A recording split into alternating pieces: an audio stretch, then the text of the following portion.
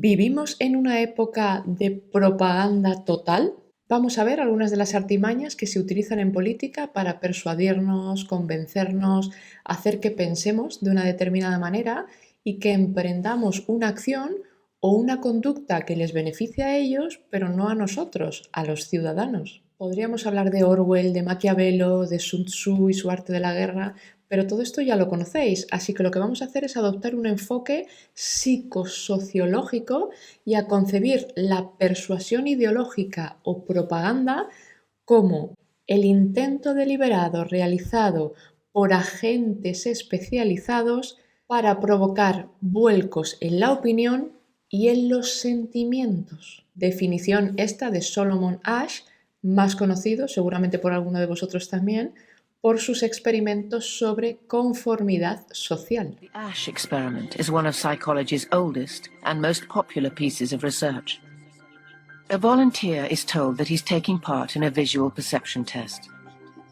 What he doesn't know is that the other participants are actors, which is actually about group conformity. The experiment you will be taking part in today involves the perception of line length. Your task will be simply to look at the line here on the left and indicate which of the three lines on the right is equal to it in length. So The actors have been told to match the wrong lines. The volunteer will be monitored to see if he gives the correct answer or if he goes along with the opinion of the group and gives the wrong answer. In the first test, the correct answer is 2. 1. 2. 1. Once again, the correct answer is 2. 3. 3. 3. 3. 3. The Asch experiment has been repeated many times, and the results have been supported again and again. We will conform to the group. Again, we're very social creatures. We're very much aware of what the people around us think. We want to be liked. We don't want to be seen to rock the boat, so we will go along with the group. Even if we don't believe what people are saying, we'll still go along. 1. 1. 1. Group dynamics is one of the most powerful forces in human psychology.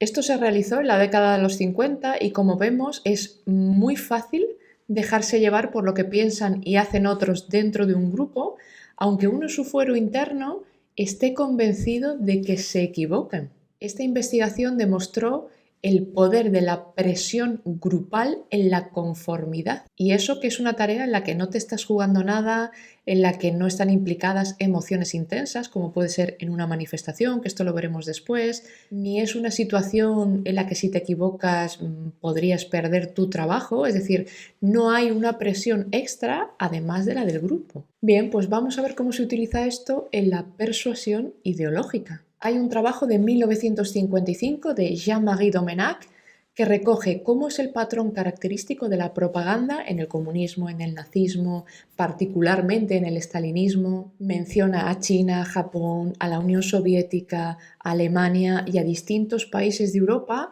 durante tiempos convulsos. Y voy a empezar recogiendo algunas ideas de este trabajo y luego lo vamos a enlazar con otros. Lo primero en lo que tenemos que pensar es que el propagandista, es decir, la persona que busca convencer a otro de algo, tiene que utilizar distintas técnicas y enfoques dependiendo de la idea que quiera promover para que otros bien la conozcan o bien directamente la acepten. Por tanto, va a tener que adaptar su discurso dependiendo de la audiencia a la que se dirija en un momento determinado, teniendo además que transmitir convicción, es decir, que parezca que cree en la idea que quiere que otros acepten, aunque el mes pasado haya dicho lo contrario. Y no solo eso, sino que tiene que generar empatía y persuadir a través de su elocuencia verbal. ¿Por qué tiene que hacer todo esto? Porque la propaganda impacta a gran escala una vez que se han hecho multitud de esfuerzos individuales de persuasión y promoción de una idea. ¿Y cómo lo va a hacer? ¿Qué medios va a utilizar para persuadirnos? Pues lo que va a hacer, no solo él, sino seguramente los 300 asesores que tiene dedicados específicamente a esto, es preparar el escenario. Es decir, preparar las condiciones adecuadas para influir en la audiencia de una manera efectiva, y lo va a hacer a través de 3 elementos fundamentales: la palabra, la imagen y el espectáculo.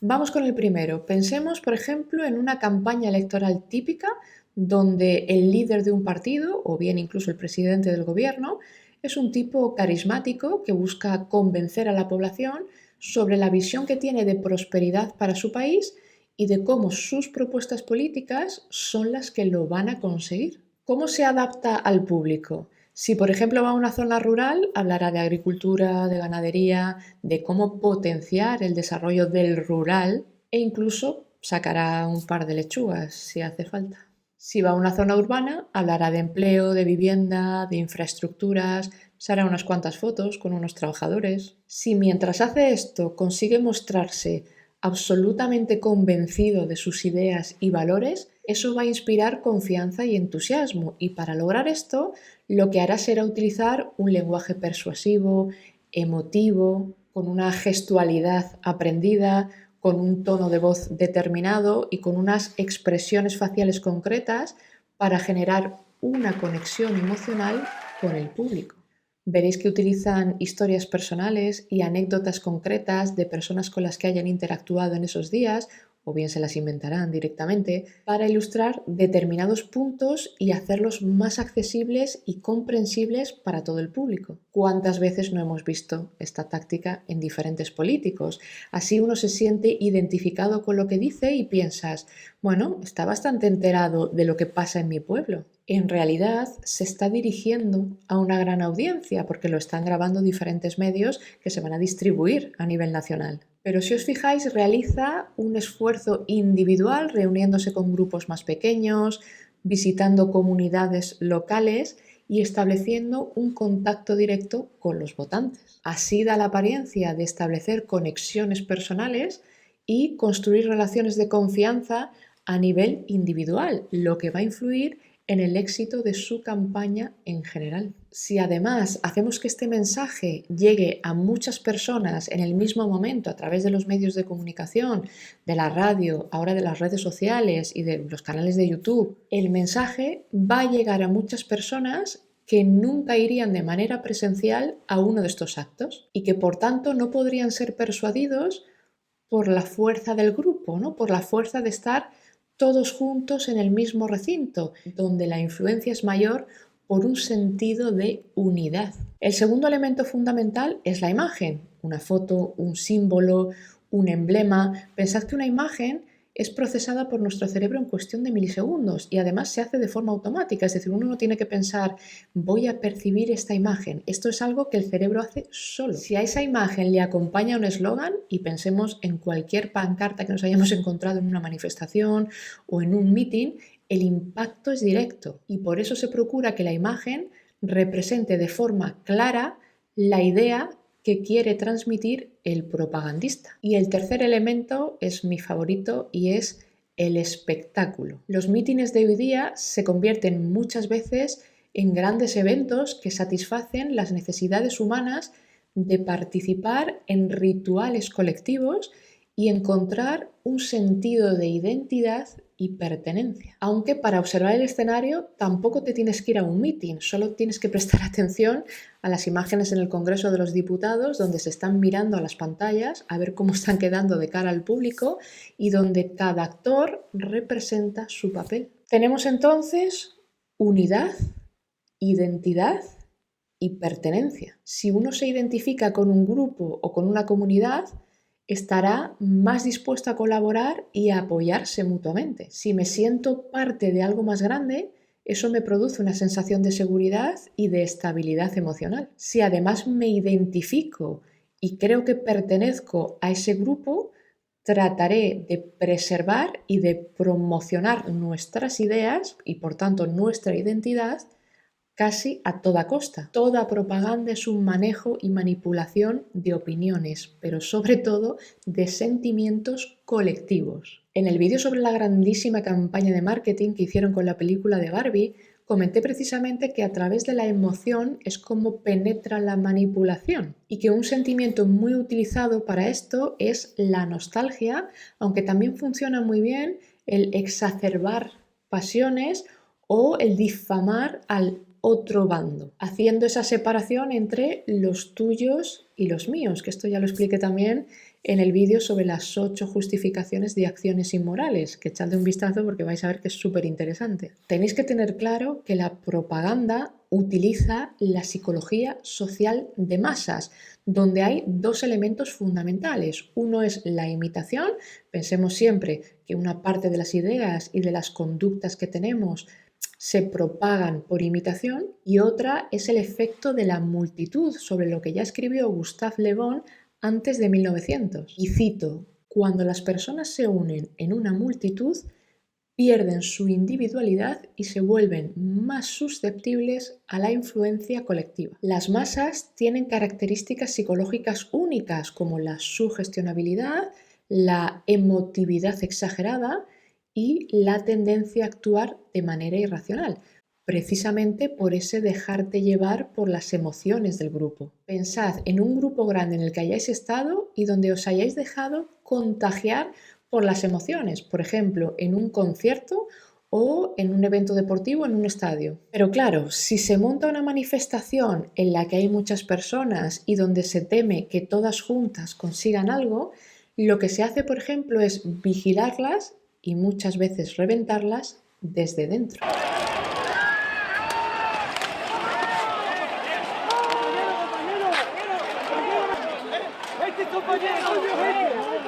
Una cosa fundamental que hay que entender es que cuando formamos parte de una multitud es muy fácil que nos dejemos arrastrar por las emociones y se produce un efecto por el cual se anula de alguna manera nuestra conciencia y nuestra responsabilidad individual. Por eso cualquier chispa puede provocar un altercado de manera muy rápida. Ahora bien, la multitud tiene una debilidad que los políticos conocen y los poderes fácticos en general y que saben aprovechar muy bien, y es que la masa siempre busca un líder que los dirija. En palabras de Le Bon, busca una figura poderosa que encauce sus energías irracionales para fines constructivos. Y esto es muy interesante porque el ser humano en sí mismo nunca va a buscar la destrucción, salvo que seas un psicópata, ni aun estando en una masa. Por eso lo que se hace es crear líderes artificiales y tenemos, por ejemplo, personajes públicos muy conocidos que participan en manifestaciones, algunos con un pasado militar,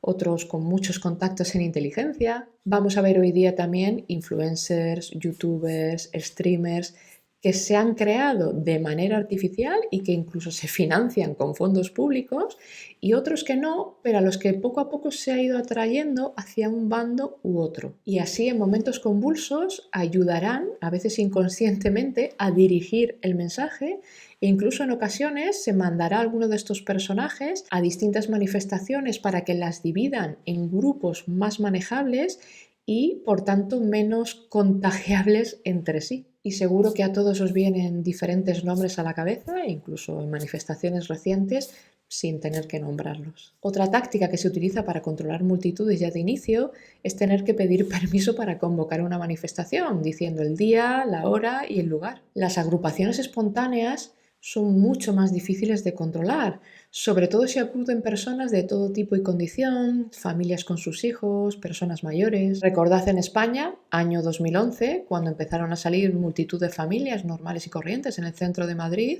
a protestar por la corrupción política, por el desempleo, por la crisis económica, etc.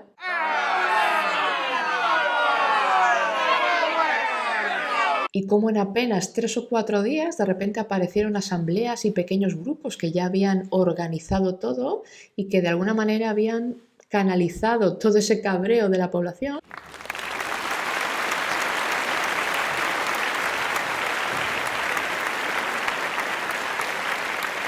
Y posteriormente, 2 o 3 años después, de repente aparece un partido nuevo y su contrario. Otras investigaciones que podríamos enlazar con todo esto son las que se refieren a los experimentos de obediencia a la autoridad, que puede que os suenen, cuyo autor más destacado es Stanley Milgram.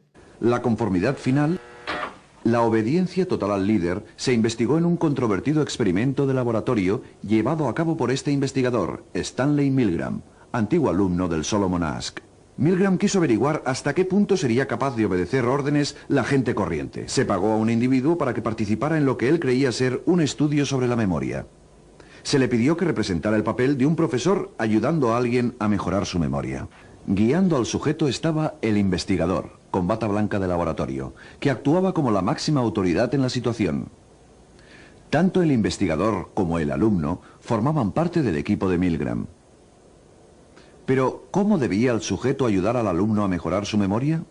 Mediante descargas eléctricas a modo de castigo por cada error. Las descargas fueron inicialmente leves, pero fueron incrementándose con cada error hasta resultar potencialmente mortales. A pesar de que en realidad no existían tales descargas, el sujeto maestro creía estar castigando al alumno. Continue, please. Go on. Red.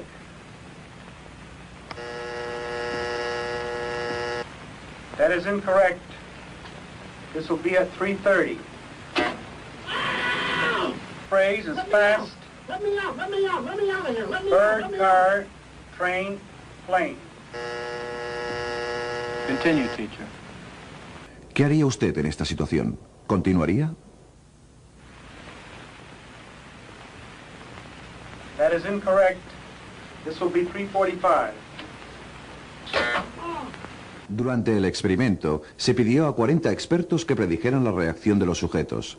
Estimaron que la mayoría no pasaría de los 150 voltios y que solo uno de cada 1000, el sádico, llegaría a los 450 voltios. En realidad, 2/3 de los sujetos llegaron hasta el final. A pesar de que muchos opusieron objeciones, la mayoría obedeció. Le pregunté a Stanley Milgram cuántos de los sujetos que abandonaron el experimento se levantaron a ayudar al alumno sin antes pedir permiso al investigador. Dijo, ninguno, ni uno. ¿Cuántas veces no vemos que se recurre a una autoridad, principalmente científica, con el objetivo de persuadir a la población para que adopte algún tipo de medida determinada? Hace pocos años, en algo que hemos vivido prácticamente en todo el mundo, a pesar de que algunas medidas en realidad no tenían evidencia científica, y más las que se referían a los niños, pero como la mayoría de la población no lee esas investigaciones y los medios de comunicación evidentemente no te las van a mostrar, solo llegaba un mensaje. Pero como se apela a comités de expertos, ya sea que existan o no, o se promueve y se usa muchas veces a distintos profesionales para que empiecen a salir en los medios de comunicación a transmitir un mensaje, se dirige el discurso hacia un lado, aunque haya otra cantidad importante de profesionales que están diciendo lo contrario, pero a esos no se les da el altavoz. Y aquí hay que tener en cuenta que hay profesionales que seguramente lo han hecho muchas veces de buena fe y que habrá otros que pertenezcan a una industria más grande. Por eso es muy importante que uno beba de distintas fuentes de información. Sobre todo también podéis utilizar prensa extranjera y más aún si no tiene que ver con nuestra propia cultura, porque los enfoques suelen ser muy diferentes. Encima hoy día que tenemos acceso a todo tipo de información a golpe de clic, exponte también aquella que contradiga un poco tus creencias. No te cierres en banda porque ahí el algoritmo te atrapará y lo que hará será mostrarte aquello en lo que quieres creer y tu sentido crítico quedará anulado. Hasta aquí hemos visto cómo el grupo influye en nuestras decisiones, cómo se prepara el escenario, cómo se prepara el propagandista, cómo se controlan multitudes, cómo se recurre a la obediencia a la autoridad, que por cierto lleva a la conformidad social. Si las personas perciben a alguien como una autoridad legítima, son más propensas a obedecer sus órdenes o a seguir sus instrucciones, y eso puede influir en cómo esas personas se comportan en situaciones sociales, siguiendo el ejemplo de esa autoridad en vez de actuar de acuerdo a sus propias convicciones o juicios morales. Podríamos hablar de muchas más cosas y si veo que este vídeo gusta y que tiene bastantes visualizaciones, podríamos incidir en las estrategias diferenciadas que se utilizan a nivel de propaganda cuando uno está en el poder versus cuando está en la oposición, o cómo se usa el mundo de la cultura para persuadir, cómo se provoca un suceso, ya sea un incendio, el envío de las cartas anónimas, una supuesta agresión contra alguien y con qué finalidad se utilizan, por ejemplo, cuando luego desencadenan medidas que coartan derechos y libertades. Podemos ver cómo se exageran y desfiguran noticias y un largo etcétera. Os lanzo una pregunta final.